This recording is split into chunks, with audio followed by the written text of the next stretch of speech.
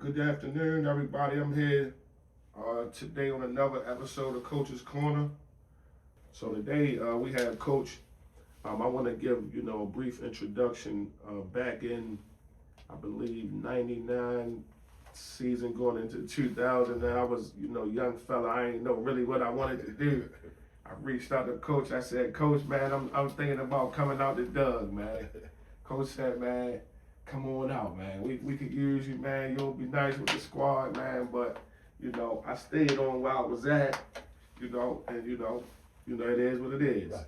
So, Coach, I'd like to thank you. You've been doing you always been, positive. Whenever I seen you, we always had good vibes. So, I wanted to thank you for that.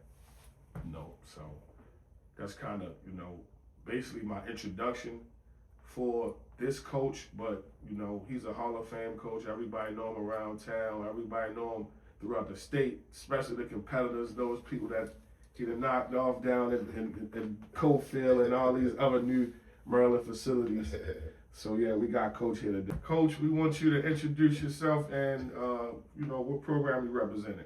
Well, I'm Rodney Coffield, representing the Douglas High School, Frederick Douglass High School in Baltimore, and the basketball program at Frederick Douglass High School. Yeah.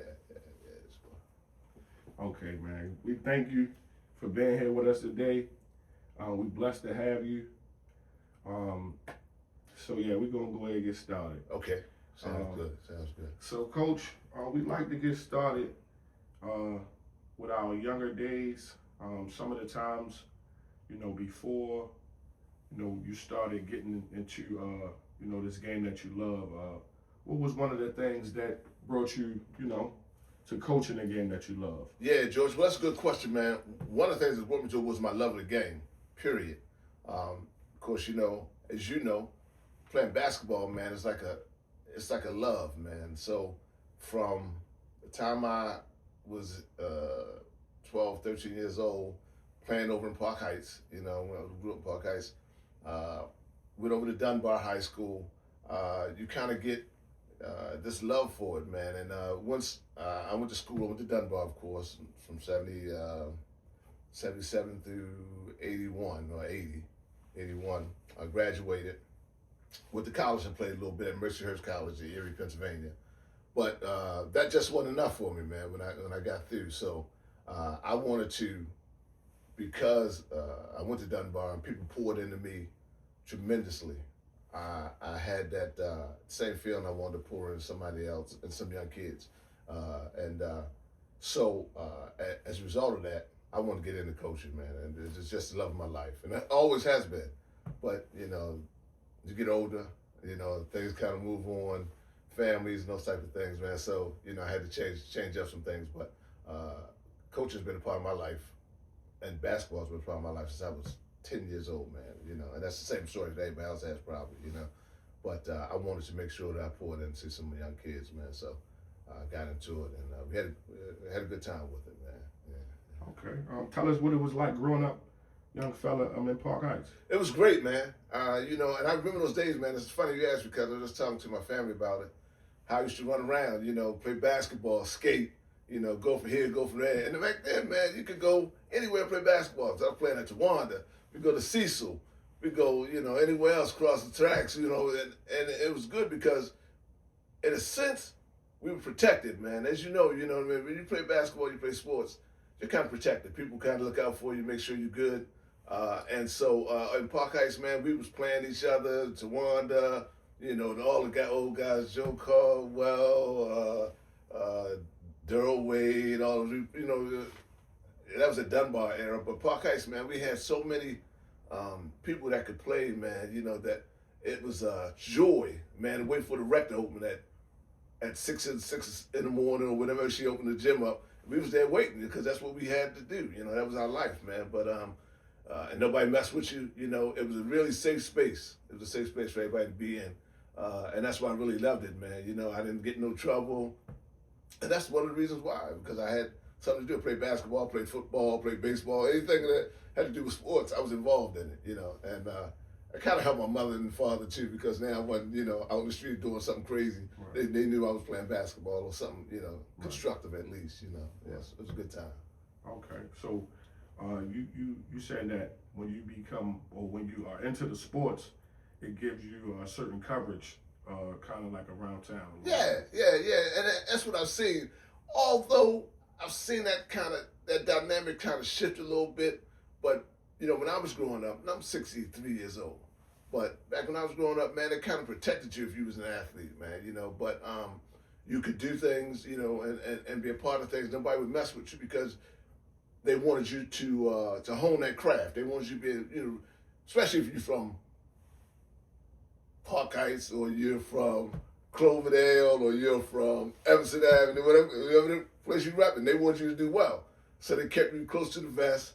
Everybody looked out for you. You know what I mean? It was a really good time for young folk, man, to be a part of athletics. And if you went to your school, they wanted to rep your school. Western, Dunbar, Douglas, wherever you at. And that was good. And we had something to buy into. We had a real something to buy into, and that was important for us because we could have drifted anyway. As as an athlete, man, you got a whole lot of people pulling at you. You got school, you got this, you got girls, you got that, all that stuff. But if you really, and when I was coaching, I like to say this to the kids: you got to be married to it. You got to be married to it as a youngster, and if you're married to it, you're gonna excel in some form of fashion. You're gonna excel. So that's what we had, man, and it was a great time for me as a youngster. Yeah.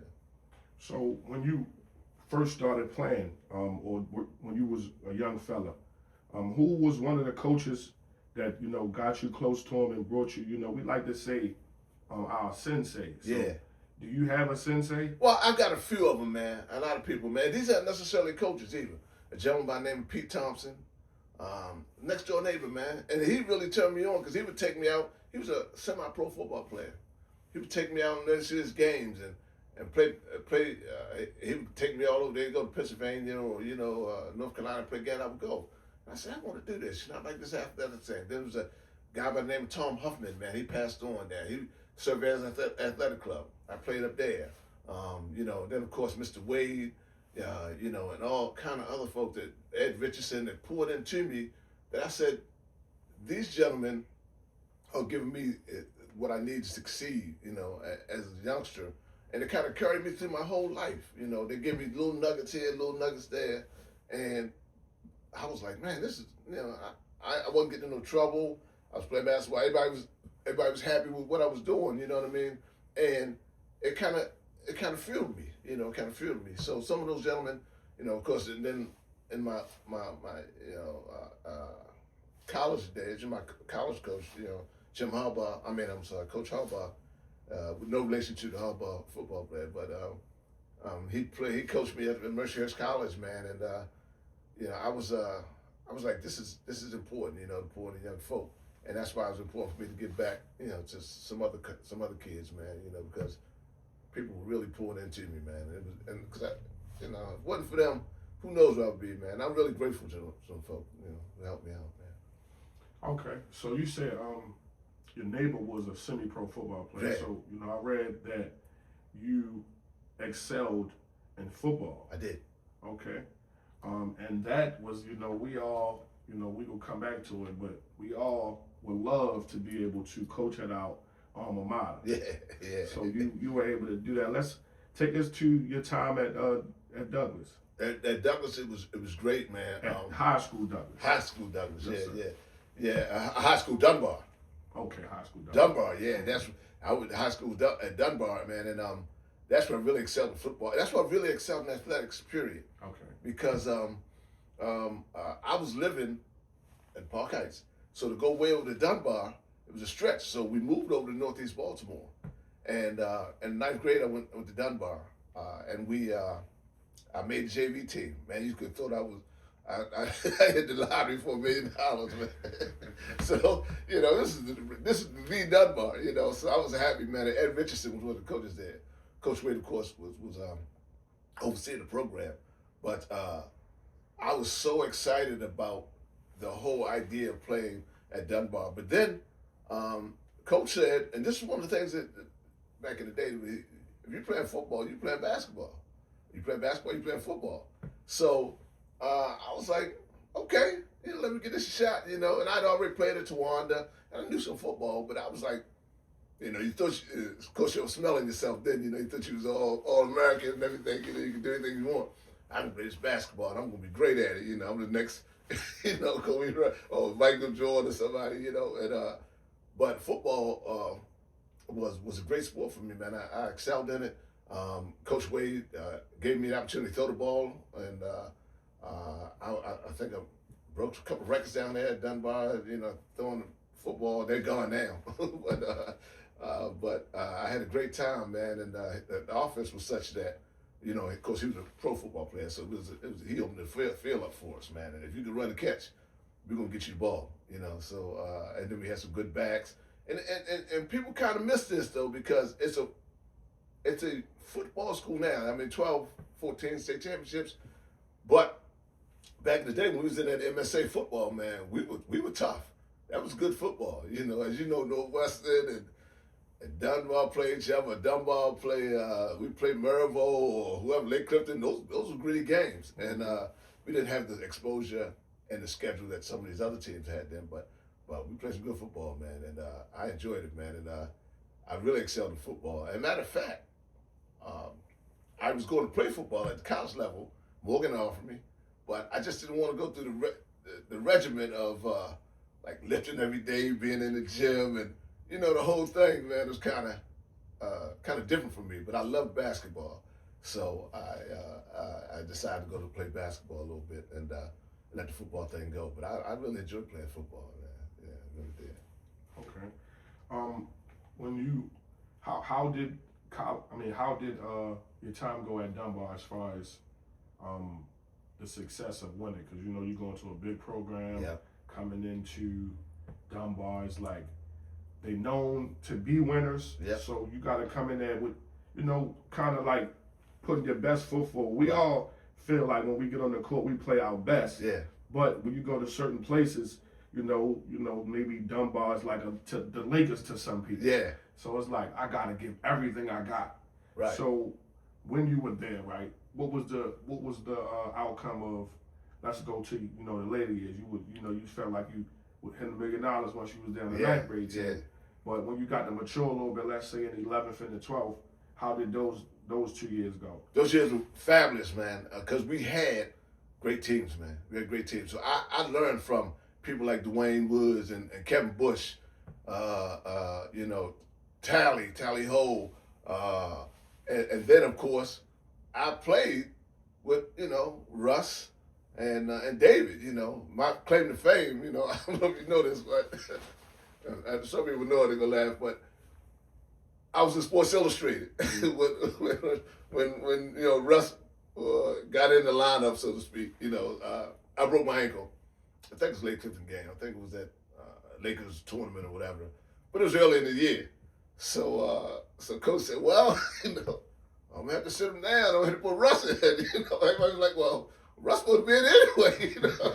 So it was funny, man. But playing with those guys and the relationships that we developed, it was second to none. Dunbar was has always been a top-notch program. So to play with those guys in practice and then, see the game and all the bright lights and the things we did, and that wasn't even when we were traveling, when Dunbar was traveling a whole lot, it wasn't after they was going across country and all that stuff, because we couldn't, we was in the MSA. But being a part of that program, man, kind of lets you know that if you're not at the top of your game, you might as well not even come out there, because you're gonna get ate up. You're gonna get ate up, and that was just, and that's coming from me like a mediocre player. I wasn't no Rusty or no David or but I could play a little bit. But even with that, you had to raise your game up to the next level. If you want to be a part of that. So it was a good time. After your junior college or after college, what was that like? After college was crazy, man, because Georgia, when I went to Mercer's College, a small school in Erie, Pennsylvania, and when I came home, I was like, well, I still love this game and I want to be a part of it. But I also wanted to pour in the kids, you know what I mean? So my natural transition was, okay, coach, you know, and this is where I got my start. Because Daryl Wade called me. Daryl said, look, I got the program over here in Mervo, and I need some help, you know. You be JV coach. We started over there doing that, man. And the talent level was so good, man. I mean, back at that time, man, I mean, you had, these kids could play. Flat out play. George Rakes and, you know, Damon Gentry, all them kids, they were just another level type basketball players. So, coach brought me in, and we had a good time with that program. I mean, we built relationships, we won, and then my time came where I had to move on because I was going to coach down at Dunbar. Me and Bernie White, we were going to coach football down at Dunbar. So we were trying to get into our alma mater and try to break that barrier and get in there over there. We did, and then they won the state championship. It was Coach, I can't think of Coach's name. He passed away, wow, they won. That's when they started winning football and having a great football program. But we never did weren't able to get into the basketball program, and so. What year did you start at Mervo? I must have been not 90, like 87 or so. 87, 88, 89, 90. Then I went over to Douglas like 90, I think it was. And when did you get to go to Dunbar? I went to Dunbar. It's funny because I was working at Douglas and I was coaching football over at, I wasn't coaching at football at Douglas. I was coaching over at Dunbar. So I was going back and forth. So that was like 90 to 93 for a football program. That was about 2 or 3 years. Yeah, 2 or 3 years. Okay. It wasn't very long at all. Okay. Yeah, and then at that time you still did win at exactly. Douglas. Right. Okay. Yeah. So when you were at Dunbar and they got to see that you won and they said like, you know, this the guy that's yeah. You know, and you know, you seeing the coaches around right at Douglas. Yeah. You know, so they offered, you know, you a position. And right. They offered me a position over at Doug. Yeah. And it's crazy because Coach Badham, rest in peace, rest in heaven, Coach Badham, he was over at Douglas. He came over to Douglas. He was under Coach Wade also. He was over to Douglas, came there, and was coaching for a couple of years. And then I think Coach decided to move on. And that's when I had the JV program. I was in the program, and they was like, well, it's a natural progression for you, you know, to be coaching over here at Douglas and at the varsity level. And that's when I took over, man. And we had some players. And I had, you know, what was the good thing about moving into that position, George, is that I had already developed relationships with the kids. So with that being said, it was a natural progression for me into the program because I was in the building. I already had relationships with Chucky and all those kids that was there. And so, the caveat with that is that I could always keep my eyes on them too. You know what I mean? So that was the real caveat on it. And then it just grew, man. And we had a great time with that program. And I didn't know it was going to be that fun for me. And I see these kids today. They talk about, oh, you really did this for me, and you guide me in the right directions. But they don't know how much they poured into me. You know, I mean, that's the key. You know, they poured into me, man. Like with the relationships that we've developed, and how we have carried on these relationships for 30 years or so. You know, 20, 30 years, and forming and shaping my life. You know, that was the real caveat in it, man. Yeah. Okay, let's come back to that. We got a lot to talk about. Okay. Let's come back. Let's go back a little bit. All right. Well, what made you decide to leave football? It was just too much. My schedule wouldn't handle it, and I wanted to concentrate on basketball because I had so many. Now I was starting to kind of recruit, if you will. So kids were coming in. We had workouts. We had this. We had that, and I wanted to give it my all. And the football thing was getting kind of convoluted. I mean, some more coaches wanted it. I couldn't do it in football, you're doing it from, you know, maybe August, and you're working out all the way through March. And it just became too much for me. So I let the football go and concentrated primarily on basketball. That must have been, want to say that was right after I started, like 93, 94, or maybe around 94, somewhere around there when I first got over there, 95, somewhere around there. That I coached, let football go and just concentrate on basketball. Okay.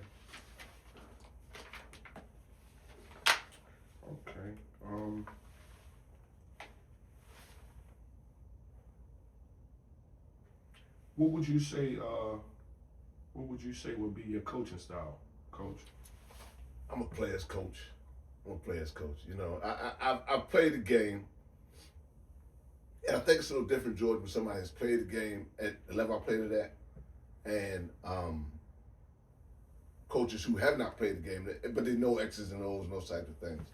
I think it's a little different with coaching styles now because as a player, you want to get loose. You want this coach to get loose. You know, hey, whatever. And that really was the name of the game if you think about it. You know, can you score more points than another team? You know, that's basically it. You know, but there's some parts in the middle you got to do to make that happen. You know, some structure. So I think I was a player's coach, and I think the other part of that is that I was always connected to my players. You know what I mean? So.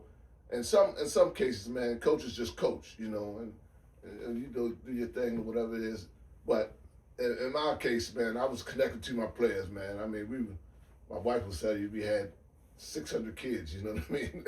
That's every kid that played for us was my kid, you know. But so you got to get a personal relationship, and I think that helped out too, man.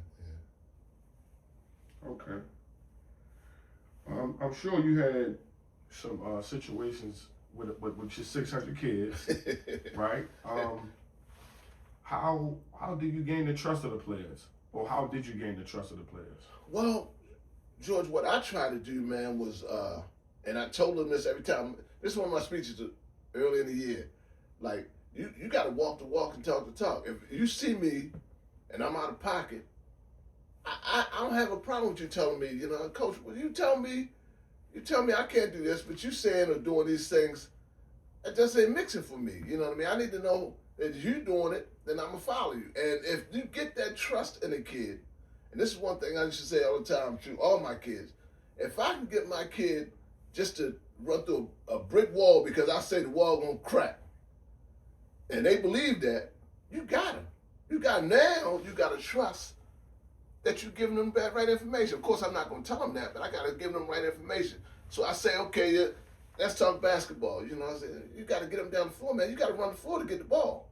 If they don't see, you know, that somebody else is doing it or that works, then they're not going to do it, you know. And I think that's one of the keys, man. You have to live it, you know. You got to walk it, you know. And if you're not doing that, then they're not going to buy into what you know. We had a principal at Douglas, man, Rose Davis, Rose Ham now, but she always said that if kids aren't buying into what you're selling or what you're giving, then they're not going to believe in your program, you know. And you got to, you know, make sure that they understand what that buy-in is, you know. So I think that's how they trusted me, man. You know. What makes a player coachable for Coach Coffield? What makes him coachable? Just working hard. Working hard. If I know you're working hard, and you're trying to get it, you can play for me.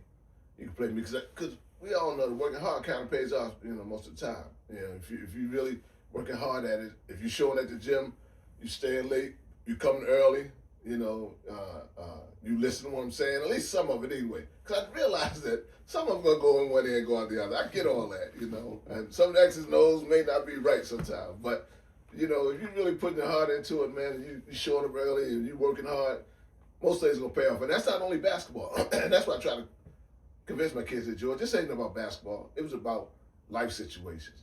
Because if you put yourself like your business, my business, what we do, we put our all into it, it's gonna turn out pretty good. You know, I like liking it to some soup. You know, you put different stuff in soup, man, you know, before it tastes good. You know, you gotta put some peas in it, the carrots, you know, all these things, crab soup, whatever it is.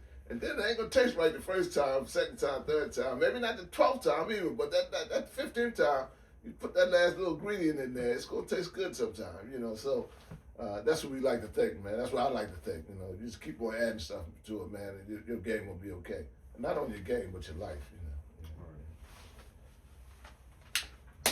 Coach, dealing with, the kids in the inner city the ways that you dealt with, Douglas having, I remember one time they had a documentary. It was called Fast Times at Douglas High, right? I could never forget this documentary. I don't know how, I didn't know about it or anything or hear about it. It just came across, right? Somebody just said, yo, you seen this? I said, what's this? And he was like, this the Doug movie. HBO special. So like, for real? I was like, okay. So I seen it, and then, it brought a light to me, right? Being as though some of these things maybe, I kind of thought was happening, right? But, to actually see them, right. It's like, whoa, it was kind of eye-opening. It was around, my time of coming into a young man. It was around like 2000. Yeah. It was, but at that time I was out of school. I was going to college. Right. I was in college. It could have been 01. It could have been between a few years, 01 to 02, something like that. But I was like a little older now. I could have been like 19, 20 maybe. But, it's kind of like the same kind of demographic. Right.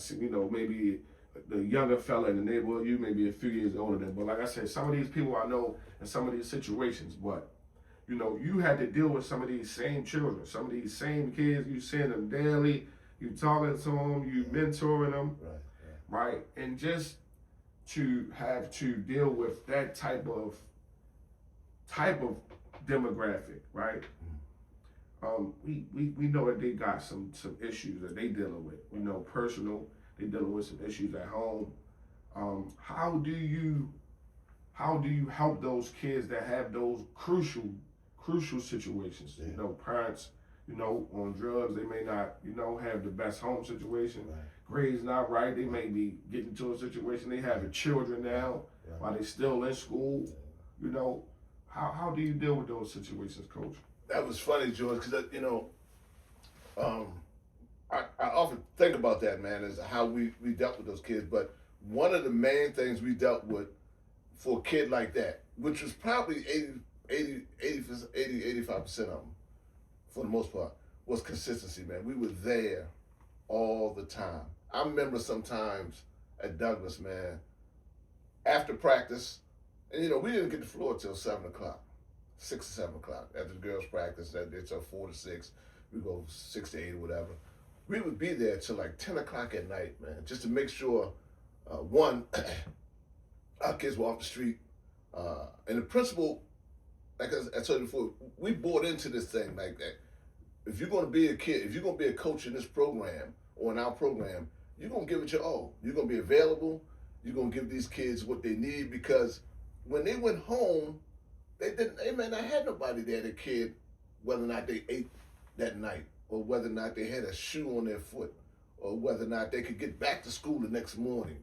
So those things are really important to us. It wasn't just about having a kid there to play basketball. And the kids saw that. Each kid that we came into contact with at Douglas, I'm not sure each kid, but most of the kids we came in contact with at Douglas understood that we weren't just there to make sure they played basketball or they played volleyball or they even went to school and got grades. We were there to make sure they were nurtured, they were taken care of, their mental health was in good shape, so that at the next level, they could understand what it was like to move on and be taken care of, and we realized it wasn't being taken care of in the home. So we had to do something to kind of make sure these kids knew that. And that was just being consistent and being there all the time. We had parties after basketball games sometimes, George, and we was, we'd come back at 8 o'clock at night and we stayed there till 10:30, 11 o'clock feeding them, feeding the kids to make sure that they were okay. Because we knew when they got home, there may not be no food there, So, and those kids really, it's funny, but it's not funny because they understood that. They understood that we were more than just teachers, coaches, police officers, and all those things. We really poured into their lives. So, and we couldn't save everybody. That just the numbers just aren't there. But the kids that we came in contact with knew that we were genuinely concerned about their well-being, not just about basketball or whatever the case may be. So that's how we accomplished it. And it was a great, great program that we had to pour into. When those kids that we can save, what does that do with it to us? That hurts us. That hurts us because you talked about the documentary. There's a kids on there, man. He played basketball too, and his name escapes me right now. He's passed on violently, but those types of situations hurt, man, because the streets had him. Yeah, the streets had him, man. We just couldn't get to him. He loved us, and he would come to school, and we tell him, but when he left us, we couldn't keep him. You know, we couldn't keep a hold on him. Couldn't keep a thumb on him, and he could play. I remember one. I can't think of his name. We had a student-teacher basketball game, man. He lit it up, man. You know, he could play, but he just couldn't get eligible. You know, because he wouldn't come to school. And when he came, you know, he had these packs on him. He was doing all kinds of stuff. He was heavy. He was heavy, and then he turned out to be one of the biggest, distributors in West Baltimore. But he was just a good kid, though. He was a good kid, and the documentary. If you go to it highlights him all the way through the documentary, you know, and he was a good kid. Those type of kids though hurts because, you know, we just couldn't get them. We couldn't bring them in. You know, some people just aren't going to make it. You know, and that's the hurting part because you still love them. You still want to be a part of their lives. You know, but you got to realize that in that situation, I got 30 other kids over here. You know what I mean? That I'm trying to pour into. But he just won't come in, you know. So it's tough. Yeah. Rest in peace, Lord Six. Yeah, that's it. Yeah. 6'9". Yeah. Six was my cat.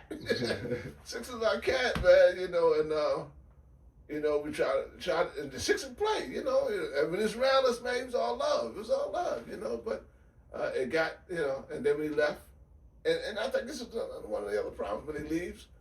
You know, you don't have that anymore. You don't have nobody pouring into you like that. You know, structure of being in practice from 4 o'clock to 7 o'clock or staying until 9 o'clock or, you know, Saturday night coming over my house or whatever the case may be. You don't have that anymore. Now, you got to fend for yourself. And how do you do that? How do you make good decisions? And that's what we try to do. Now, you got to make a good decision now, you know. And that was tough. 6, yeah. So, what would you say makes a heart of a champion? Well, I think one of the things you got to do as a champion is you got to believe in yourself. You know, the kids that I coached at Douglas that were really good, they believed that they were the best in the world. You know, when you talk about the Chuckies and the Joeys and Tyler's, those kids believed that nobody was better than them.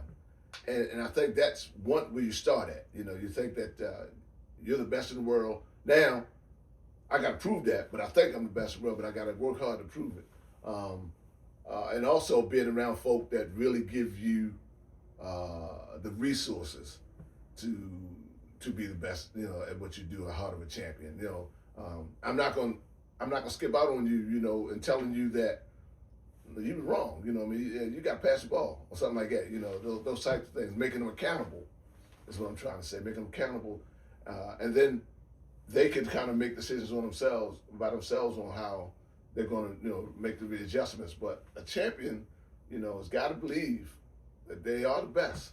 But somebody else has got to hone in some of the other skills, you know, to make them realize that it's not all about me, especially in basketball and football and those types of games.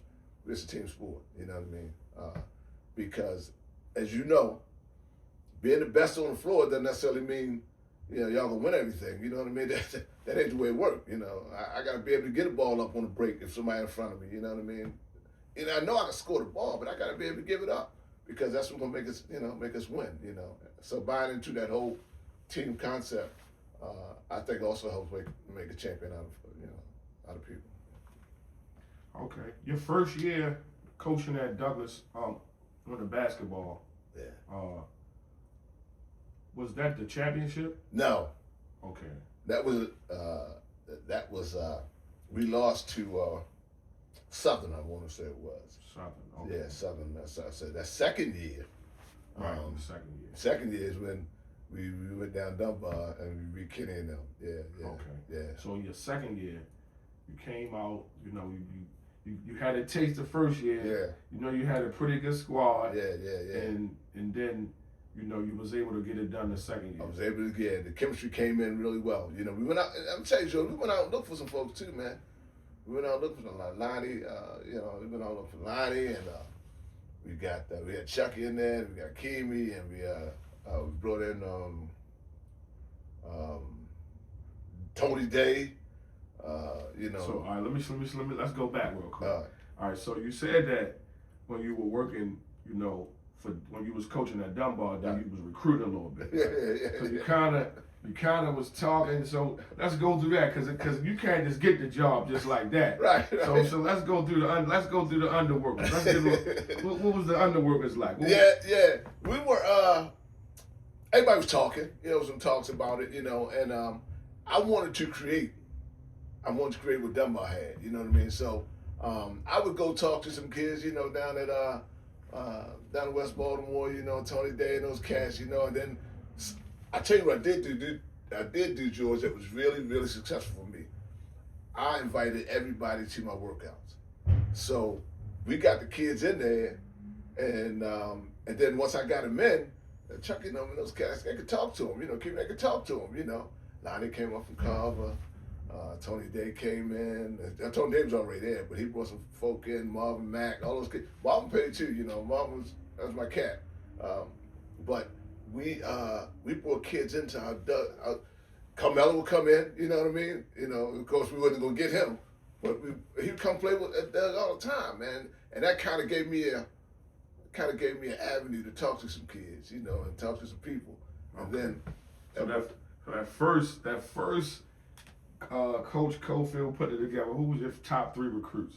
Lonnie Embry. Lonnie could jump on the gym. Lonnie was tough. Who else came in? Was it Ronnie Sims? Ronnie Sims came in too. Ronnie Sims.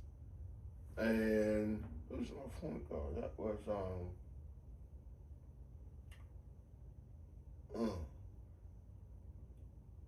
the big fella.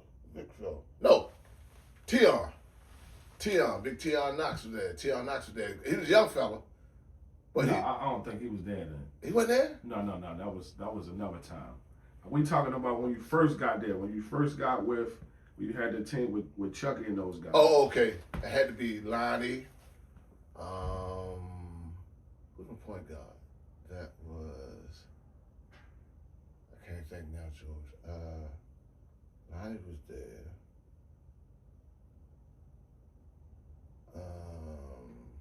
Chucky. Kimi.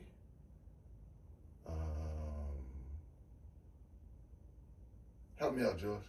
Kimi, I know Dave was on there. Dave was on the team.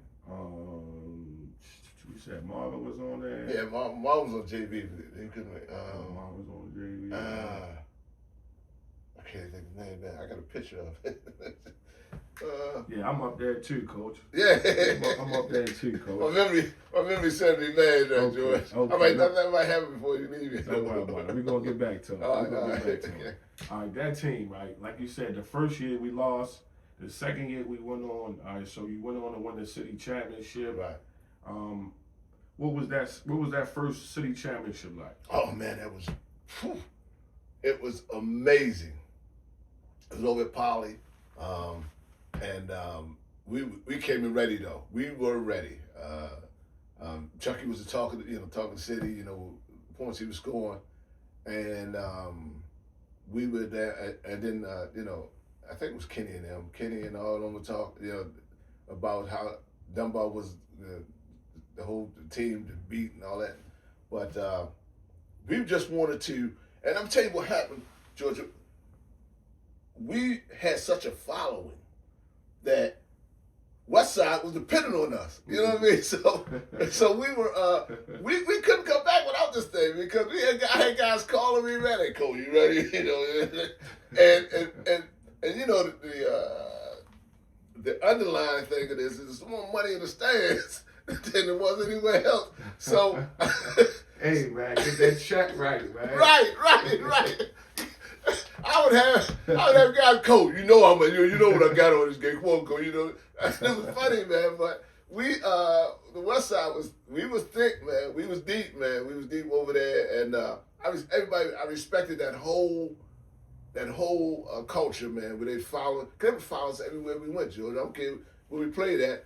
They was in the stand. They was there. You know what I mean? And like I said, they knew it was a lot of money in the stands, but they were there, man, with you. And then if you lost, they were like, damn, you know, it's all good. Come on, get them next time, you know. But that game on Poly, man, it was a hell of a game, man. It was a well played game.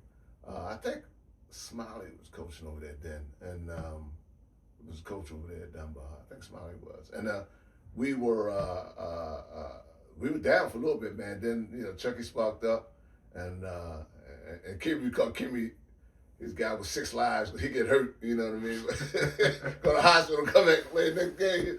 You know, they played a very crucial role in that game, man. They had a couple of big buckets for us. You know, we were tight, man. Lee Relaford was like, that's what I got. Lee Relaford, absolutely. Okay. That's it. I don't know how we got that. Okay. Lee Relaford he was kind of glue for us, man. Big Lee. Okay. Yeah. Shout out to Big Lee. Yeah. Okay. So like we said, you couldn't come back. Well, you could, but the whole West Side was counting on you. Yeah, whole West Side. So I remember at a time, and this, you know, shaped, you know, myself, my mindset as a young player. You know, it was about East Side versus West Side, right? Even with the basketball, it was always a East Side champ and a West Side champ to see who was going to be the city champ. That's it. Right. So take us through some of those East Side West Side battles. Oh man, they were hot, man. They were hot. Us and Lake Clifton. One time they had to cancel the game, Georgia, Lake Clifton, man, because it just got too crazy. And we had to come back. It was a Friday night. I remember like yesterday, a Friday night, and gym was packed, and it just got crazy, man. Folks just going crazy in the stands. And then there was a foul that was called. I think I got a tech, and all the West Side folks were crazy, man. They had to shut the game down. We came back Saturday morning to play the game with nobody in the place, man. You know, that type of thing. Yeah, had to sneak and play, man. But that's the type of atmosphere it was, man. It was amazing, man. We would you know, Mervo, we come over Mervo, and you know, we could barely get in the gym. I remember one time, man, we had won the region, and we were playing Randallstown, man, for the states or something like regional game. It was a regional finals game here in the states of Maryland, and we couldn't even get in the gym, man, because the line was, as you know, what Douglas looks like. The line from the gym was from Douglas High School all the way down to the driveway and curling around and back up the street, man. And we couldn't get in the gym. You know, it was just that many people there. You know, but those are types of atmospheres we played in, man, and. It was amazing. It was amazing, you know. Everybody, and it was good fun too. Everybody rooting for the team and all that stuff. You know what I mean? A couple of fights here and there, you know, but they took care of that. It was all good, you know. The city was alive. The city was alive, man. I haven't seen that in a long time, Joe. Now, of course, I haven't been to a lot of basketball games, my work schedule, family, and that type of thing since then. But that type of basketball, this was every night, every Tuesday, Thursday, Friday night, whatever. You couldn't barely get in the game. You had to pick where you're going. And if you're going to a Douglas game, or you're down by Lake Clifton, you had to get there like for the JV game, because you couldn't get in on the varsity game. We had to shut it down, man. You know, that was electric, man. That was electric. Yeah, it definitely was. That time was good, man. Yeah. So that team that won your first city championship, then we move on. You know, once that's over. You know, it was probably some all Met players on that. I believe Chucky was on there. Yeah. But then we move on to the playoffs. Right? We got the states, we got the regions, we got those type of things. Yeah. How did that? What was the outcome for that time? That first time we didn't fare too well. Okay. We didn't fare too well. We went down there and got beat by I want to say Johnny Hembley and Wise and those guys down there and that Southern. We lost in like the semifinal game. But we had already we had a lot of momentum. We had a lot of momentum. And you know how it is. And if you're playing those types of games, you're going from the States, you practice a couple of days. I mean, you go from the city championship, you practice a couple of days. Wednesday, you playing again. Mm-hmm. You know, for the States, and we won. I think we won the first game. Then we went down to Southern and lost down there, and then I think Southern might have lost to somebody. I think like Anne Arundel County. So we had a good little run after we won the city championship, and we was preparing now. I think Chucky was a senior though, so we was preparing now to get to reload up. You know what I mean, and see what we could find. And that's when we kind of went out and started looking for a couple players, you know. And but we had on the JV. I might not let me say this to them. We had some players on the JV like Tyler Smith and those type of kids, you know. And so we were building up. We were getting there, you know what I mean. Okay, yeah, that was a little later. Yeah, that was a little later. Yeah.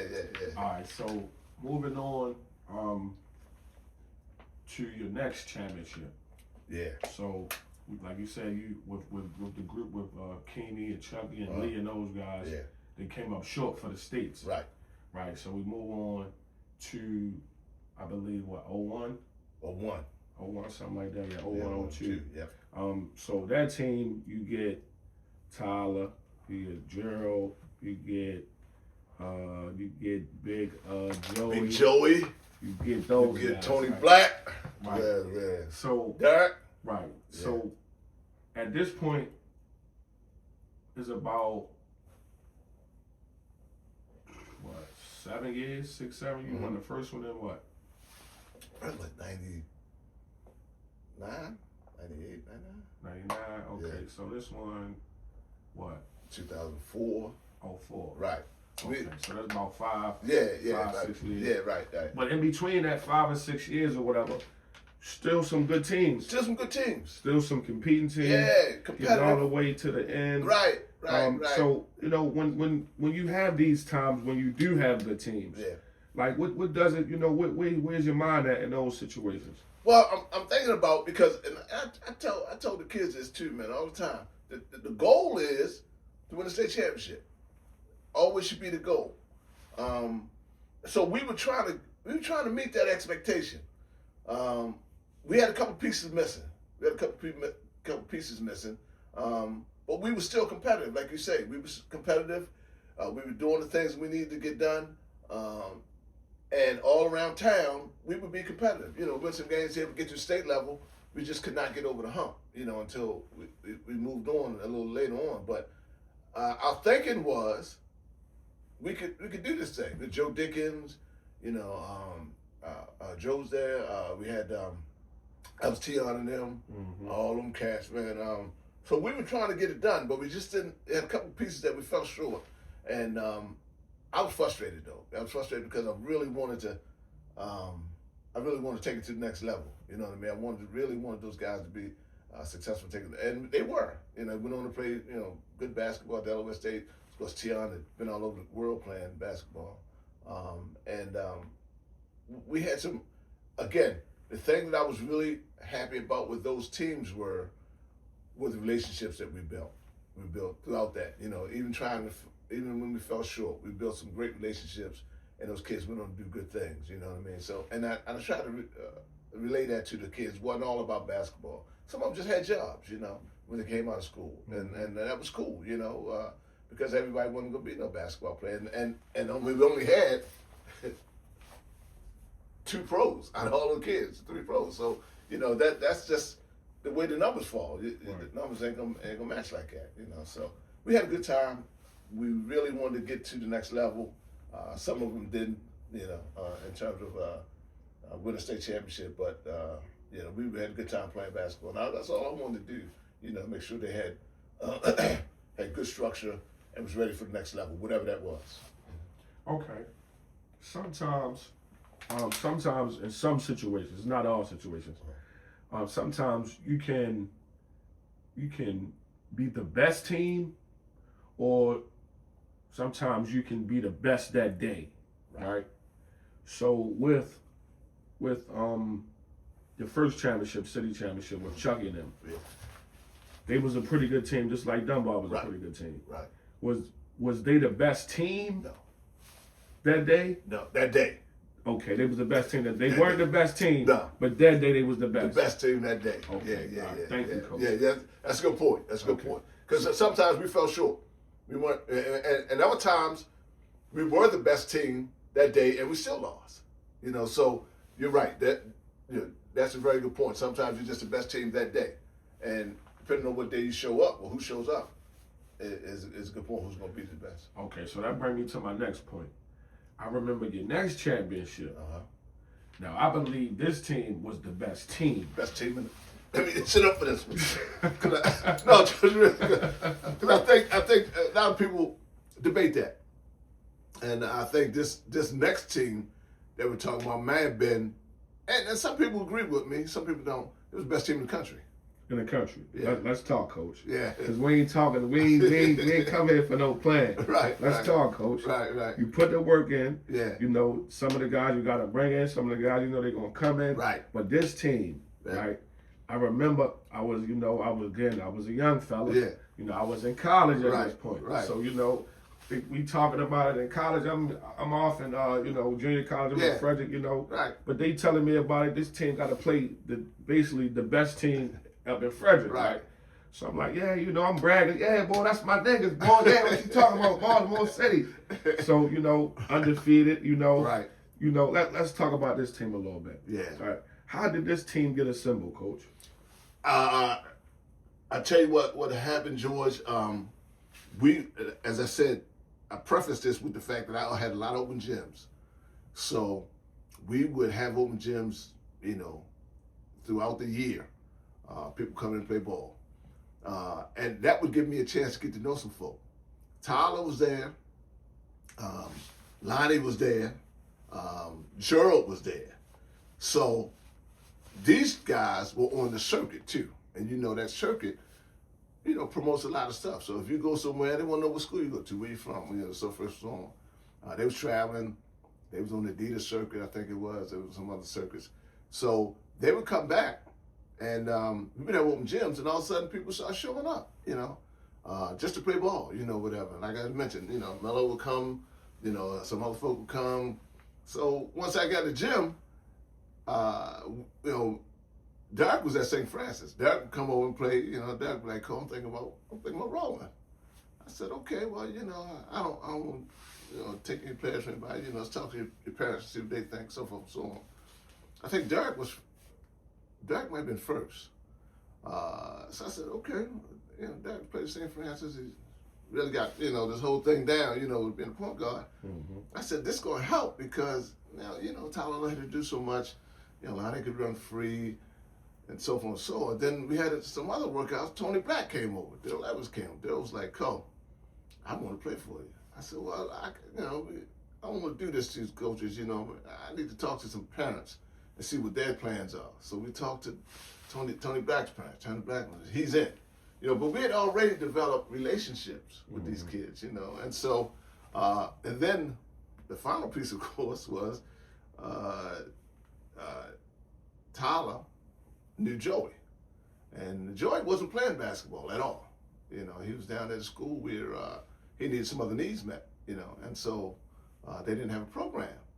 So I said, "Well, bring one up, man. Let's, have a workout, play and so forth and so on." Yeah, what school was Joey at? Joey was at a school, I didn't know the name of it. It's called Youth something, down on Saratoga Street or something. I don't think it's even in existence anymore.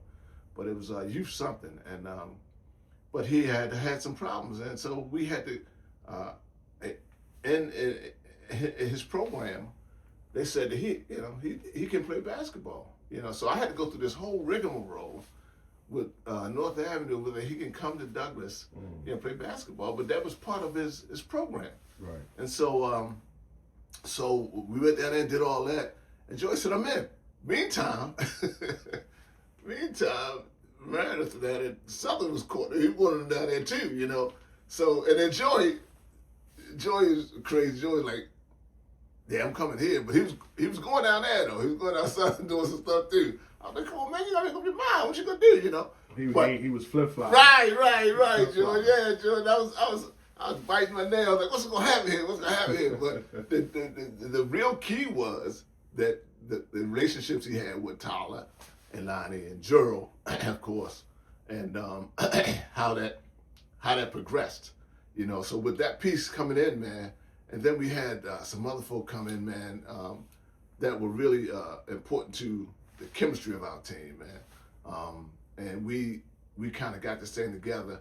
And when I saw it for the first time, on the floor in workouts in September, and then we got to November, we really start practicing. I was like, this thing's gonna be good. It's gonna be good, And some people were murmuring, but they weren't really sure. You know what I mean? They knew about Tyler and Joe, of course. They come in from Dunbar. So. And his father and I, rest in peace, we was so close, Big Joe was like, I want him over here with you, And he was there a couple of years, he left me, but he was there with me, and Joe was so loyal to me, his dad, you know what I mean? And we had a great relationship. And that's what I'm saying, Joe. We developed relationships with people that knew that Dunbar was a good program, and we were going to take care of their kids. And with that being said, we had a great run with that team. When I saw that team the first time we played, and I don't know who it was, but we beat them. We beat somebody like about 45. I was like, Game one. Yeah, game one. Yeah, out the gate. Yeah, out the gate. 45. Yeah. I said this is gonna be good, Yeah. And the only thing what was troubling to me, not troubling, but what I had to concentrate on was keeping the structure together. Who gonna get the ball? How many people want to crowd with the ball? Who gonna feed this kid the ball? And I think Derek was the key to that. Because Derek tried to keep everybody happy. Him, Tony Black did too, but because those guys were like, Tyler, I'm gonna hit it in the break, man. Give me the ball. He wouldn't give it to him sometimes. I just was about to touch on that, Coach. So, we know whatever team we can think of. In the small sense of the word, we would call this team a dream team, right? Uh-huh. So how was it, managing all of the personalities and all of the games? Yeah. This person can play, and this person was the man over this school. Right. This person was the man at this school. Yeah. But it's only one ball. It was tough. George, that was the biggest thing I had to do, man. People talking about X's and O's. When we got the Coffield house, that was a small part of it. The big part of it was like keeping those guys together from fighting. I'm gonna tell you something. In practice, I would have to send them home sometime, man. These kids want to fight each other, man.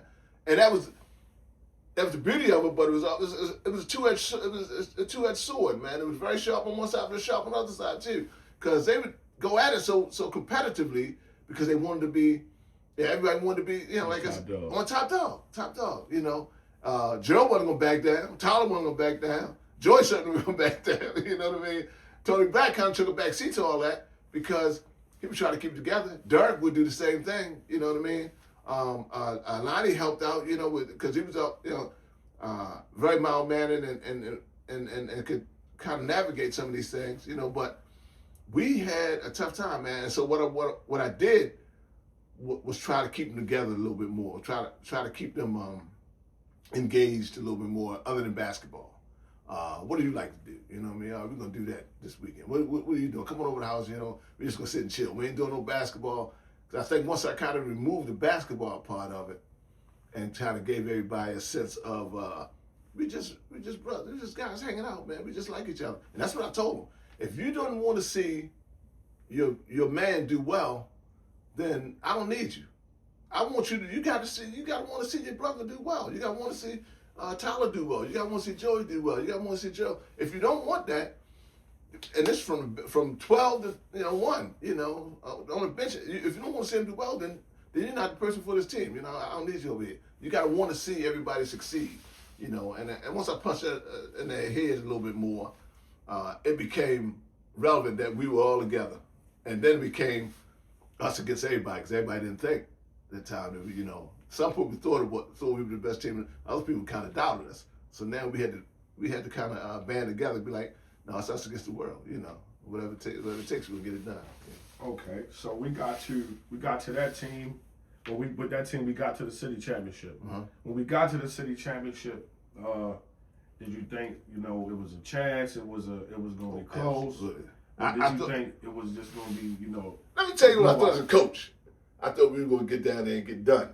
I thought it was going to be a tough game to win in Dunbar. I thought it was going to be that tough. Hold up, Coach. Right. Hold up, Coach. Me knowing just you, Right. when you say get done, Yeah. I think you mean something specific. Yeah. Can you tell us what you mean by I thought we was going to get holes. I thought we were going to get out there. You thought you was going to get cheated. Yeah. You thought you was going to get cheated. Right. Why would you think that, Coach? Well, we weren't the Dunbar team. We were the West Side team. We had what some people consider, you know, thugs or whatever, you know, and there was some situation at Dunbar. A couple kids that got shot over Douglas, whatever, you know, over catwalk or whatever. And so we didn't have the reputation. So going in there, I thought that maybe we were gonna have some trouble. You know, we are gonna get some bad calls. We're gonna, you know, our kids had the same heart. You know, the same. You know, they ain't gonna sit down. You know, somebody run over them. So the aggressiveness I thought might have got us in trouble. You know, but those cats were ready. Those dudes were ready, man. We went in there and everybody had one thing on their mind, man, especially with the atmosphere. I mean, you couldn't get in the place. Joey's mother couldn't get in. I had to leave the game to go get Joey's mother in the game, you know what I mean, that type of thing. But it was a tremendous high school atmosphere, and we came out like we were on top. And it set the stage for the whole game. You know, as you know, those cats could play, man. You know, they were ready, man. They were ready. But we and I tell you what, the momentum took us, man, is when, you know, Joy, you know, 6'8", 6'9", and Tyler comes down like the second play, throws it up to him, and he throws it home. Set the tone for the whole game, man. Everybody got crazy. Yeah, it got crazy. Everybody got crazy. crazy. Yeah, if he run on the on the floor, money throw it over the air. Yeah. Some money exchange hands that day. Yeah, it was crazy, George. It was a great atmosphere, man. And I should say this to the kids, man. This don't get you excited. I don't know what will. You know, right. They loved it though. They loved it. Okay, so. We go to, at that point, was it Coffield still? Yep. Okay.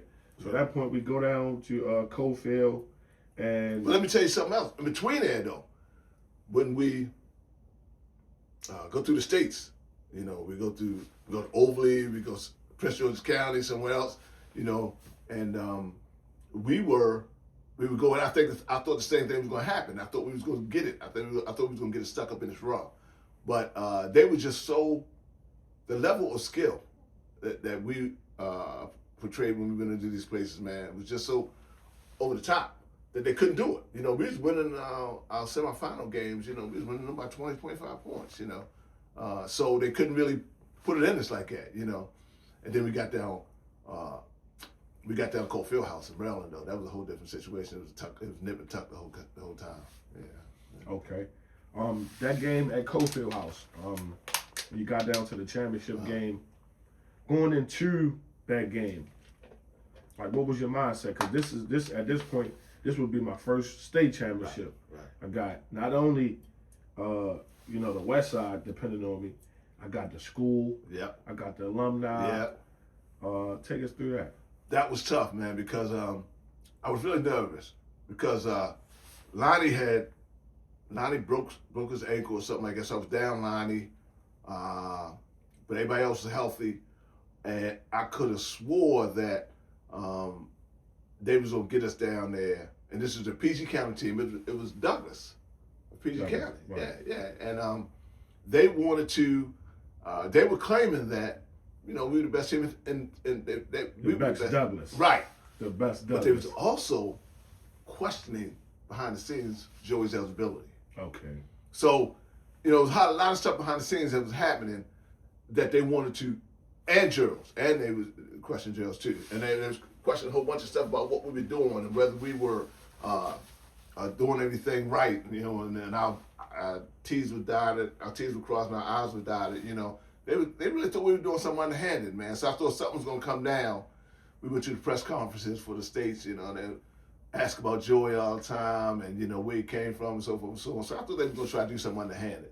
But it worked out. And then we were down, as you know, we were down a little bit in the second half. But then Tyler took over. And then he brought us to the promised land. He got busy. He got busy. I think he had like 30. Yeah, I remember that run. Yeah. I remember that run, man. Yeah. So, congratulations for that first one. Yeah. Shout out to Tyler and everybody else up on that team. Yeah. So, after I get through the championship, when I get back home, right, what's that like? I get back home, I gotta find out reload, man. I gotta try to reload, George. So no time to celebrate. No time to celebrate, man. I gotta find the players, man. Honey and them got to come in. They got to do this thing, man. I'm trying to figure out, what we're gonna do, y'all. So and then Troy was coming in behind Tyler. We had to get this thing, and then I got Honey and Itchy came in there. I was like, well, and I wondered, folk. Now, at this point, though, George, let me say this. Folk wanted to come. Folk were transferring in. I wasn't doing the whole... They saw the program and wanted to be a part of the program. So, I look up. I got 4 new players, coming in, you know what I mean, that were really legit. So I said, okay, this may be a little cool, you know what I mean? And I could see, I knew, and everybody else knew, that this wasn't going to be the same team, but this was going to be a good team. So you had to take some time to develop. Yeah, the chemistry had to develop on it, but it turned out pretty well, man. It turned out pretty well.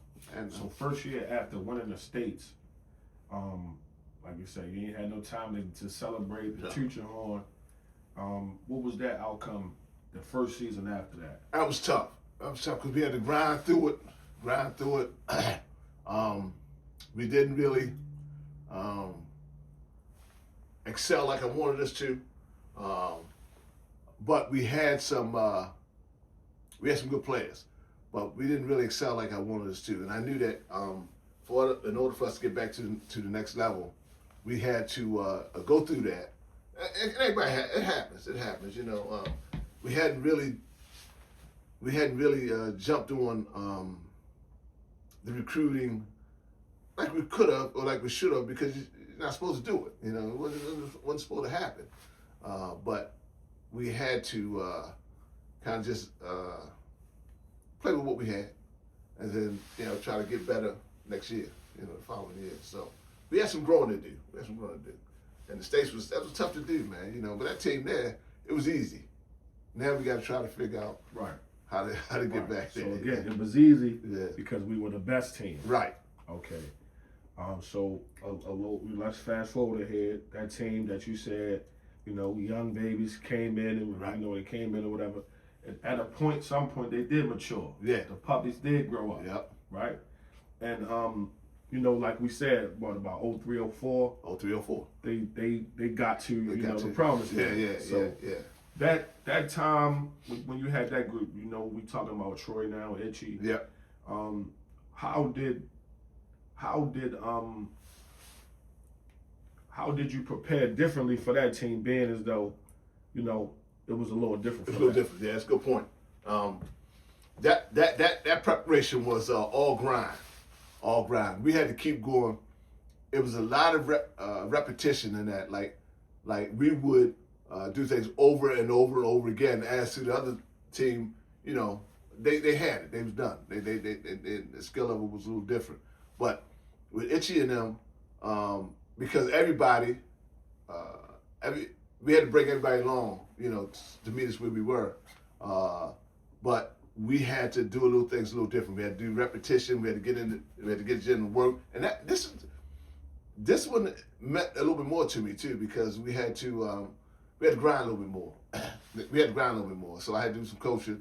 I had to get in, some folks' faces. We had to, and it hurt sometimes. Folks thought, like you said, when you play basketball, you don't want a whole lot of criticism. But I had to criticize some folk. We had to play people out of position because we just couldn't get it done. Honey played.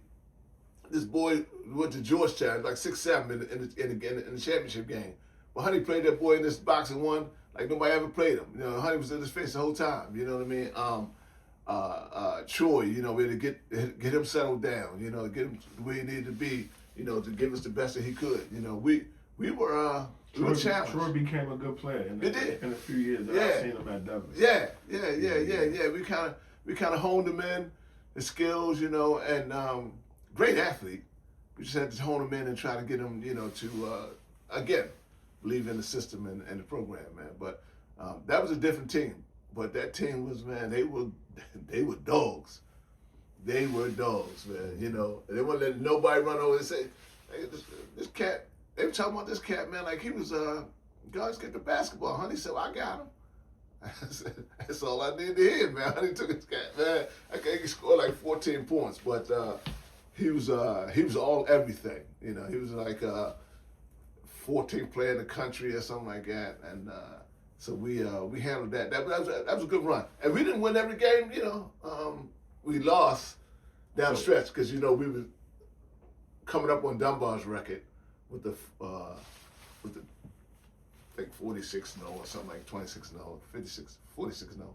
But we lost some games down the stretch. I think it was Lake Clifton we lost to. I want to say we lost to Dunbar that next year. I with Honey and them. But then the States came and we kind of got back on track. Yeah. So with that year when we got to the city championship, take us through that. Oh, that was good, man. We were. Was it Dunbar again? I believe so. I want to say it was Dunbar again that we won the city championship one down there. I can't remember, but we were on top of our game though. We were playing. We were tough. We that was what's it? But we were, and as the season went on, that's how much we matured. And if I'm not mistaken, we won the 2 city championships. One with Tyler and them, and the one with Chucky and them. So we lost it to when we were with Itchy and them. Yeah. We lost it with Itchy and them. Well, we had a nice little run, man, and I think I can't remember who lost to, but we had a nice little run. But that prepared us for the state championship run. I think it was Dunbar or Lake. I think it was Lake. I think it was Lake that time. I think it was Lake. Yeah. I think it was Lake. I'm not sure about that. My memory serves me bad, man. But we lost to them, but that prepared us for the run to the state championship. Right. Yeah. We had a good little run after that because we played it as 3 seasons. We got your first season, which is your 1 through 18, whatever games you play. Then you got your city championship, which is a season. Then we got the state championship, which is the 3rd season. You know, so we kind of played it like that. Man. Okay, so out of we're gonna start doing some math now. 80. You say you started 89 to what? 14? Yep. 89. 2007. Okay. 07. Yeah. So that's 20. That's at least 20. 30. Right. Close to 20. Yeah, I think that's right. So, when we have a certain expectation of winning, because that's what we kind of started to develop, right? We wanted to fashion ourselves as the Dunbar of the West Side. Right. Okay, I take that. Right? Yeah. So when we get to the point where now, maybe the players are not coming. Yeah. Or maybe the players are moving around. Right. Or maybe we just, having some unlucky seasons. Yeah. How does that work? How does a coach, process that? How do you, get through those seasons? That was tough, man. That was tough. Because you want the best for the program. But at some point, you realize that you just didn't have enough, for the year. I was a little upset. I was just for myself because now I got to dig in a little bit more. X's and O's got to be different. I got to play to my strengths. Which may not be what I want to play to. We might have to hold the ball a little bit. That's not my style. All those things kind of played in. But it still goes back to me that these kids believed in me enough to come. to Douglas and want to play basketball. So I had to use that to build relationships and build character in a kid. Yeah, we may not win this time, but you're gonna be able to, graduate from school, and you may go to a JUCO or whatever the case may be, or you're gonna do this or do that. You might not even go to school, but you're gonna be able to make good decisions about yourself, because hopefully the tutelage I give you is gonna help you make good decisions. And it's not all about basketball. It's about life decisions and how we're gonna make it out of high school, what you can do for your family if you already got a family, because some of them already had families. So how you gonna make the best decision for your child at home? You know what I mean? And that was the real deal for me. That was the real deal. I had to decipher that, because you get caught up in this basketball thing, but you had to decipher the fact that these kids, they got lives, and how are you gonna make them better people? That was a real thing for me. So, Coach, what's the biggest misconception about coaching? Is that me and Coach Wade talks about this all the time. The biggest misconception is you got to know some things about basketball, X and O's, but the biggest misconception is you got to be this great X and O's person, and you got to know, plays and all that other stuff. Coaching, as you probably know, George, is really just about relationships. It's just about relationships. What can I get out of a young man, talent-wise, that another person can't get out of him? What will make this kid run through a brick wall for you? And it ain't X's and O's all the time. It's all about what the relationship is. Does he believe that you telling him something that's right? And if he doesn't, he won't do it. But if he does, I don't care what the circumstances are, he believes that you tell him the right thing, he'll do anything you want him to do, man. And I believe that. I believe that it's about how a kid relationship is, how your relationship is with the person that you're coaching. That's just teaching. That's parenting. That's about a lot of things. You know what I mean? And I don't think it's exclusively just coaching, though. What your relationship is. It's very important. Okay. Going through all your tough battles, what's one of your go-to messages? I'm not gonna say this. You can go ahead and let the people know, because the players know. The players know. So go ahead and let the rest of us know. And in referring to this, man, George, I would say to them every time, if they're over there doing it at Dunbar, practicing hard on a Tuesday night and a Wednesday night or a Mervyn night, you should be doing it. But if that game on a Friday night at 6 o'clock with 700 people in the gym and anybody's getting, if this don't get your excitement, if this don't get your excitement ready, then you don't need to be here. You're in the wrong place. And you know what I would say, man. But it would, and they would tell you what I would say. But it would. That was my go-to phrase, man. If this don't get you right, then you're in the wrong place. Right. If you can't see it, you're in the wrong place. And they say it to me now, man.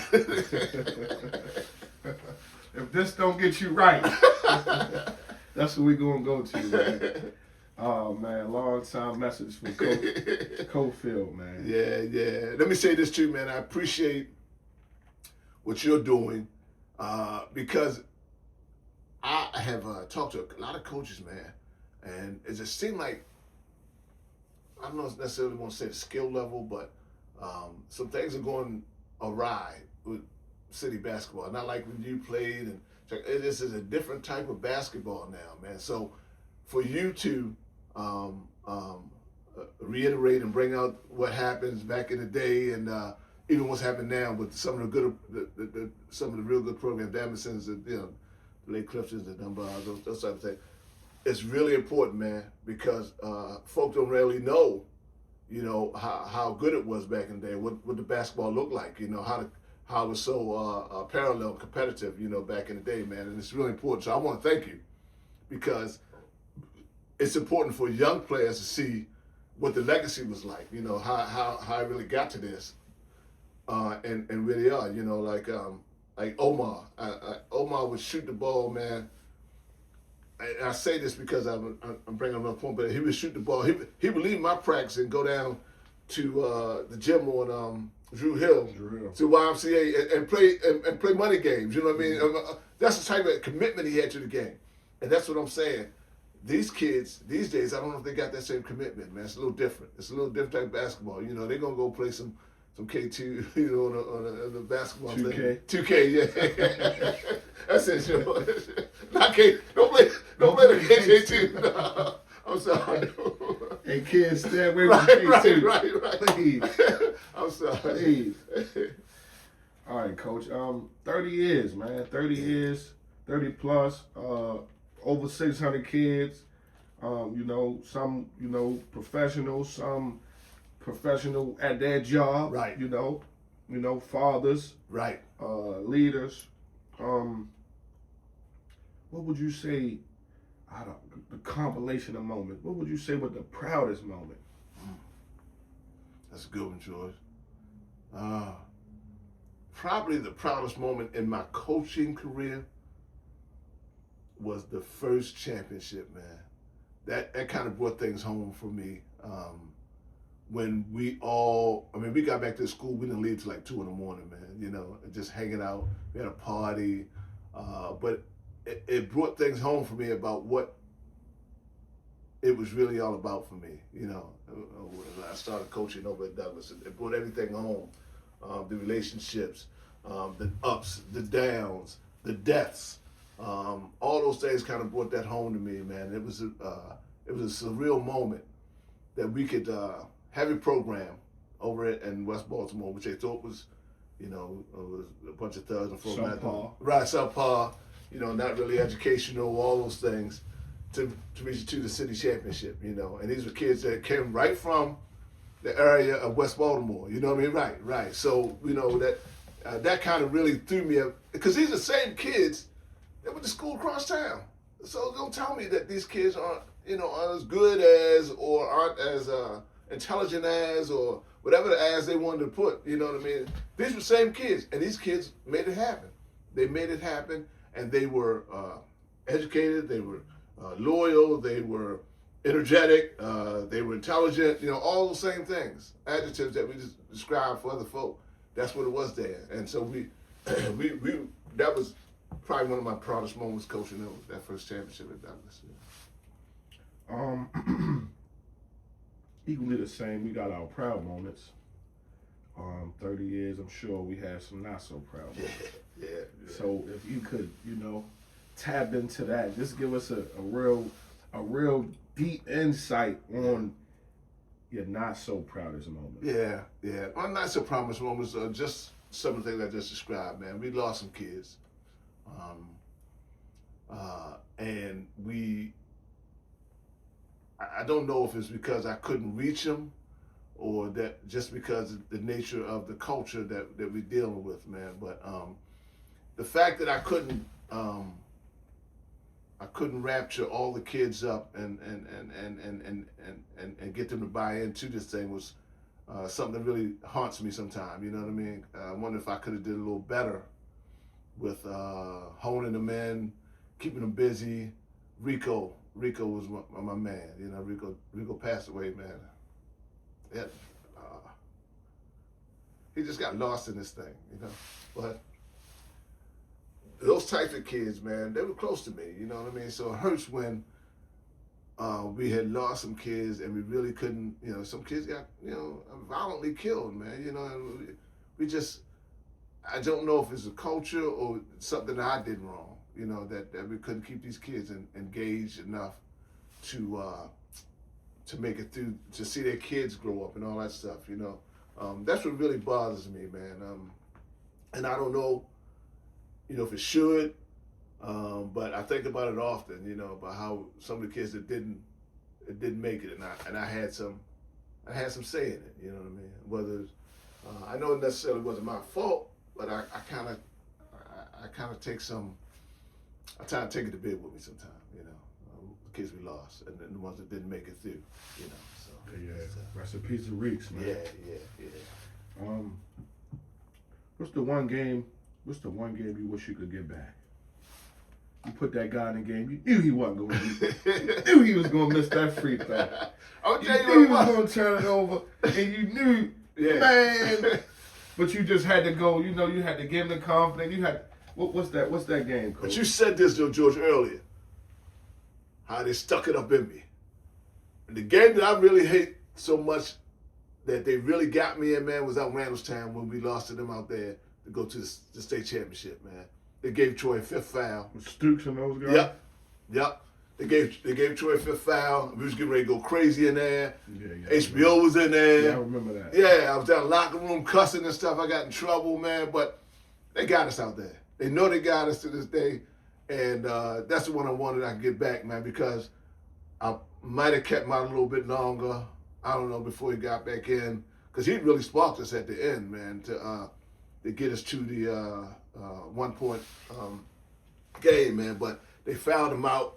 And the girl knew, that little girl knew she only had 3 fouls or 4 fouls, man. And because I just checked it. And then my people had it right. And all of a sudden, now he had his 5th foul. And they set him down, man. But that was one really haunt me, man. That's tough one because we were on the cusp of really going back again, to do it again. But, that didn't work out. And then we down. And then I had to really calm myself down because I didn't want to get out of control. Because we were in a foreign place. We didn't want any trouble out there, and I had to get my kids home. They was already distraught, you know what I mean? It was a tough time, man. That was a tough one out there. Yeah.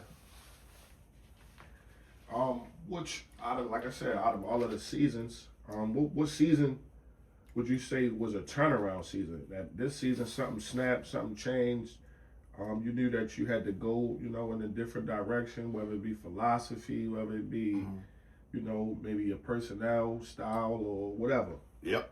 That was that second state championship team with Troy and them. I knew I had to do something a little different because I couldn't just roll the ball out. We couldn't just roll the ball out for them. We had to put something in place. And I tell you what was, I got referees to tell me that referees in this town, that when they see me, they call it right now, it's called Maryland. And it was something that I instituted for us, for the guys that really shoot the ball well. Itchy, all those cats. And they know it. They know the play, man. They come in and curl around, come back to the corner. And we scored, I've got to say 300 or 400 points off that Maryland thing that where we had to change our style and get in sets instead of, getting them down the floor and just getting layups and everything. And we relied a lot on our defense. But in some cases, we weren't able to do that because we just didn't have the defensive prowess to get them down the floor. We just had to play straight up, sets. And so Maryland was one of the things we did. And we run a double Maryland. Then all of a sudden we curled off that, and then the big man would curl to the basket, and so we get layups off of that. So that team, we had to really perfect that. Change our style a little bit more, run some sets, get people to shoot the ball, Itchy Troy, Honey, get them guys open, and meanwhile, a couple of years ago, we would just get them down the floor throwing it up, Put the ball in the just put it in a circle. We're going to get it, that type of thing. So That was a tough one, yeah. So post high school, right? Uh-huh. Coming into, yourself being a young man, what would you say, over some of your early young manhood would be some of your wins and losses of life? Oh man, yeah. Well, definitely, some of my wins were. My most precious win for me was going away to school. Let me see some things differently, George. Let me see the world a little bit more. Basketball has opened so many doors for me. And I'm not talking about, money and all that stuff. I'm just seeing some things. As you're in college, people of different cultures, different backgrounds, all those things, and that opens a door for me because now my vision is not so narrow, you know what I mean? And it wasn't like, North Avenue straight up down. It was like, oh man, we got some Monroe Street, we got 4th Street, I go down there, we go. And those types of things open up a world for me, a world of basketball. And so that took me a long way, man. And as I told you before, man, some people in my life, man, really were wins for me, man. Joe Dickens, Joe coached with me over at Douglas. Me and Joe, still have a relationship to this day, man. About how kids reacted to us and relationships we built with kids. Those were real important, man. Pete Thompson, my mother and father were instrumental. Those are wins for me, man. All those things are wins. And I don't know if, I'm telling you, George, I don't know if those people in my life, man, I don't know if I'd be sitting here, talking to me about this whole thing, man, because my life could have very well went another direction, come from Park Heights and and not really knowing, I could have got caught up in some other stuff, man, to be honest with you. But those are wins for me, the people, the relationships that I talked to and that I developed over the years, man. What are some of the losses? Losses are, my parents. I lost my parents a while back, man, and that really affected me, trying to get back on track.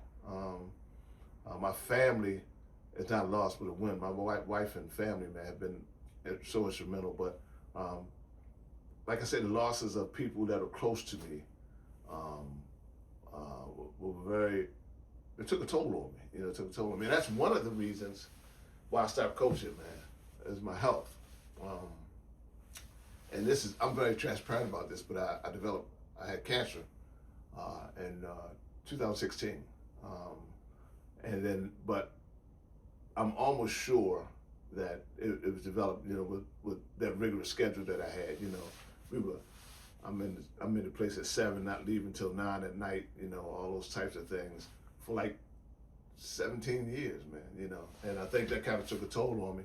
But thank God, I'm cured now because I got it early, and so those types of things were kind of set me back a little bit. But I was so caught up in it, that God kind of steered me in the right direction to have these relationships.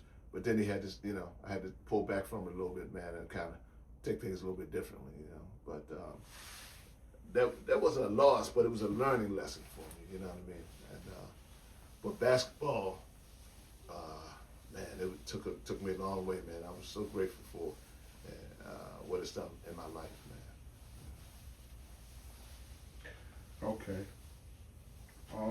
What mistakes have made you become a better coach?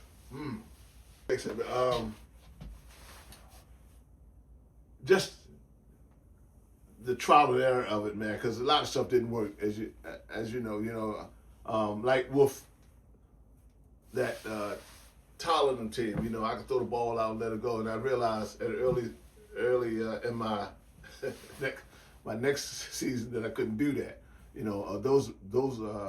but I also made some mistakes though in terms of personnel, but like basketball, like anything else, basketball is a trial and error thing. Some things don't work. Like we must have toyed with that Maryland thing for a couple of years to get it right. You know what I mean? Who could run it best, when we should run it. I made some mistakes coaching down the stretch a couple of times. Timeouts, time management, but that's all a part of it. And I like to think that what I did with that also translated to the kids too, because look, I didn't get on everybody, for making mistakes, because we're gonna make mistakes as basketball players. You know what I mean? That wasn't the key. The question is, at some point, we're gonna have to get it right.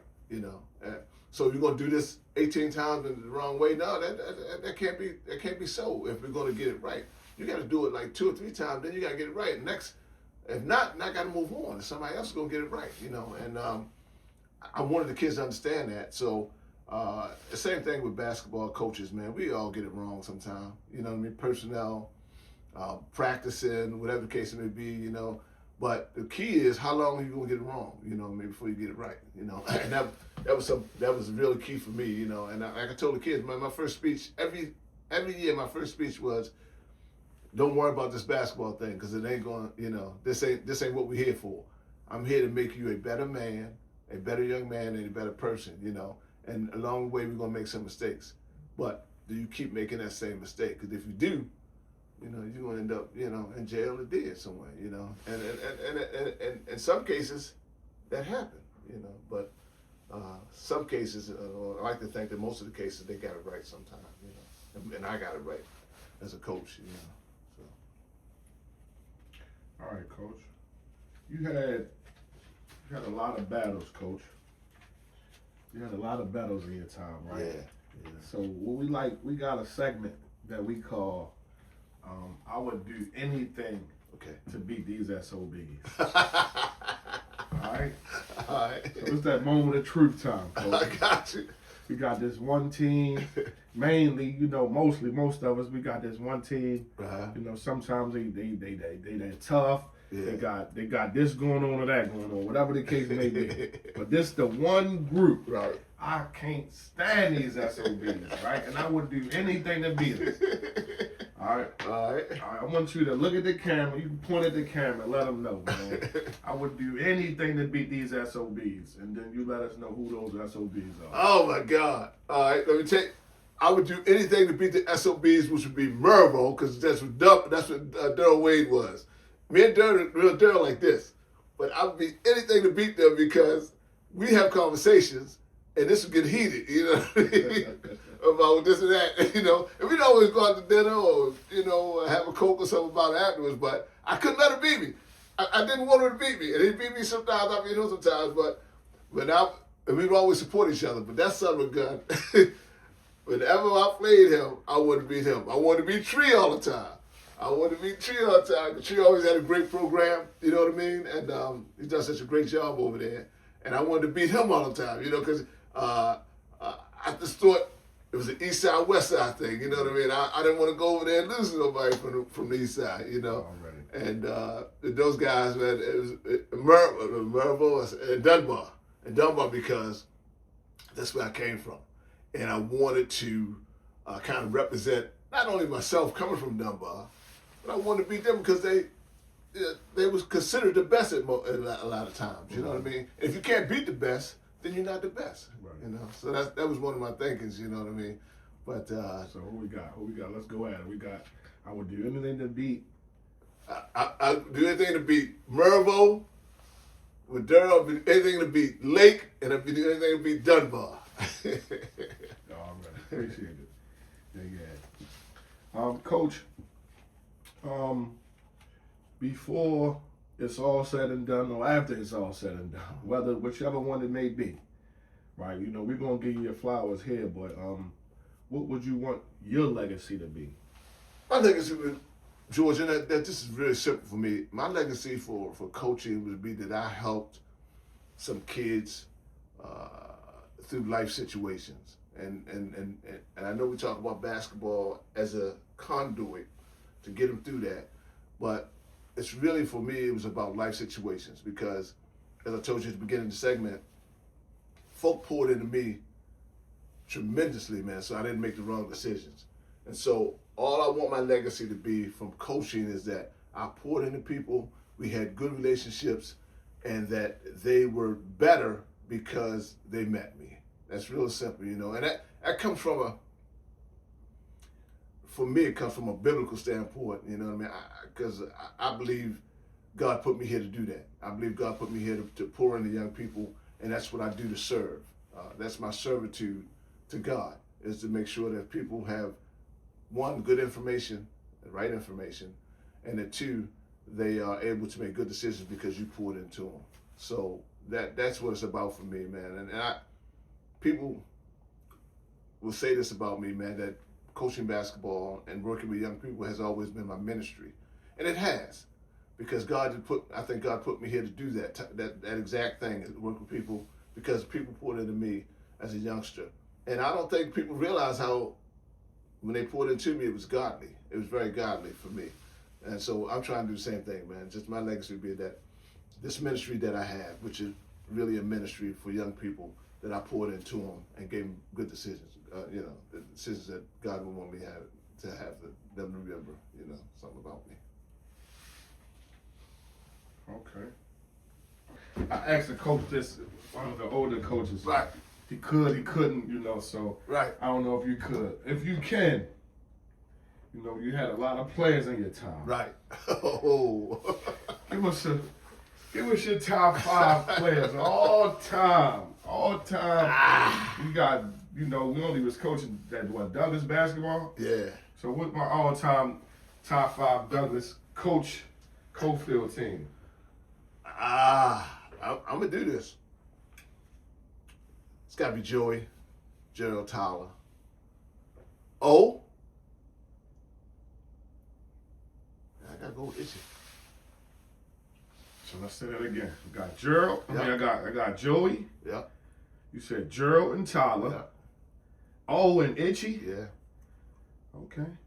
That's what Coach said. Yeah. That's Wait. I ain't gonna, cause I got some players that I think might need to be on there. Yeah. That's your list. That's your list, Coach.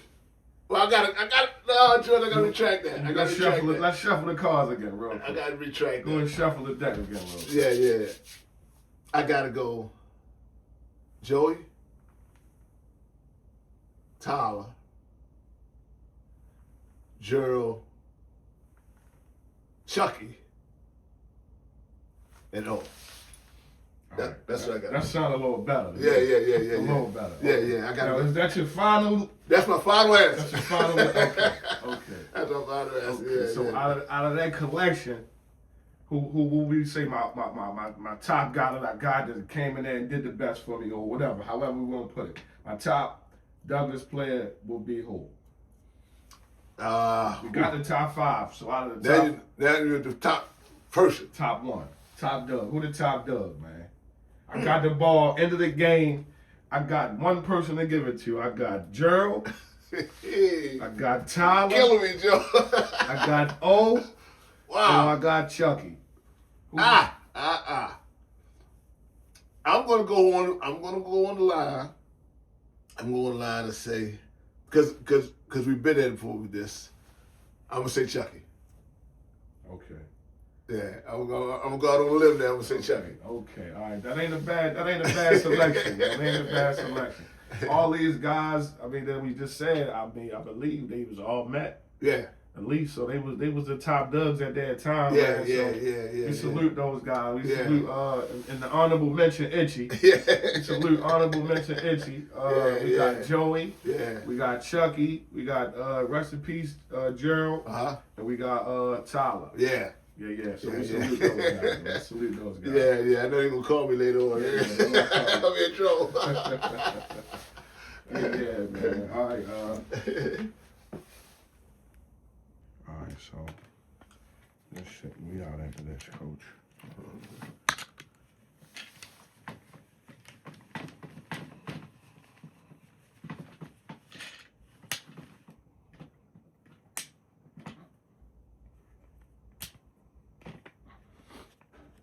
All right, Coach. All right, George. I appreciate it, man. Half of the Coach's Corner. Oh, man. Yes, sir. Coach's Corner All right, sir. and the Crew Channel. I'd like to present you with the flowers. My man. And then we got a gold.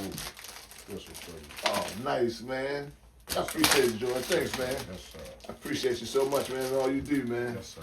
Much love, man. Yes, sir. Continued success, bro. Yes, sir. Got Coach Cole. Yeah. My man, George. Yeah. Good and done. Yes, sir. Thanks, brother. Yes, sir. That's all right, man. Anything I can do, man.